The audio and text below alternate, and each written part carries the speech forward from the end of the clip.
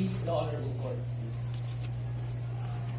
The first and fatal mistake of the respondent is the misguided belief that President Marcos is qualified to be interred at the libingan ng mga bayani.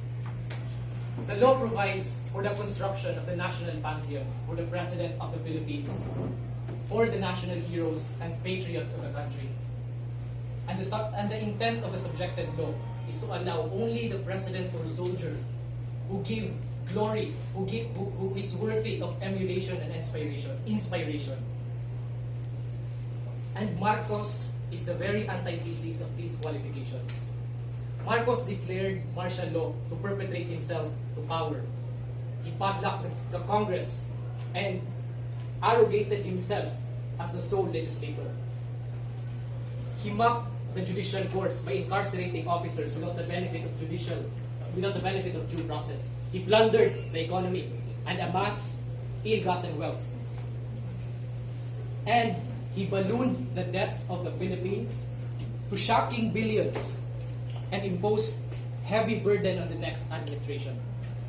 Now, the respondent contended that Marcos should be buried in libingan ng mga bayani in his capacity as Commander-in-Chief and President of the Philippines. Your Honor, that is devoid of merit.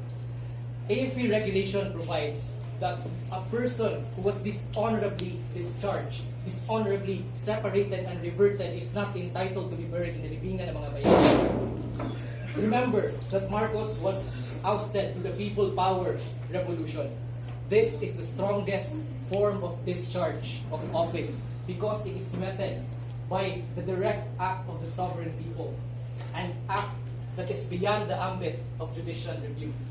Now, the respondent still argued that there was no dishonorable discharge because it failed to follow the guidelines and procedures in Circular 17. Yeah, but this does not hold any water because basic is the rule that Constitution prevails over statutes, over any administrative rulings and circulars.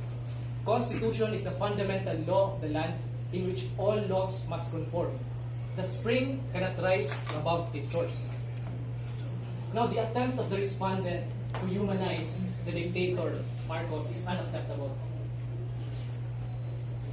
Under RA 10368, the victims and the oppressor should be defined.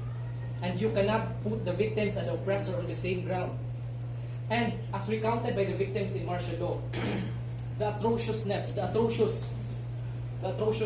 infamous atrocities were manifested in the massacres, the Muslim massacres, Jabida massacres, Kulo massacres, and many other massacres. And on top of this is a dictator, codenamed Olympus, who is nowhere near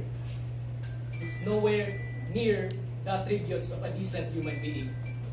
Now, the respondent also contend that the Constitution does not expressly provide for the burial of President Marcos. But I'd say that we should not adhere to the letter that kills, but to the spirit that gives life. We are now in a state of realization. Your Honor, silence in the face of abuse is complicity. To allow President Marcos to be buried in the libingan ng mga bayani is to participate in an effort to create a myth at the expense of our history. Thank you.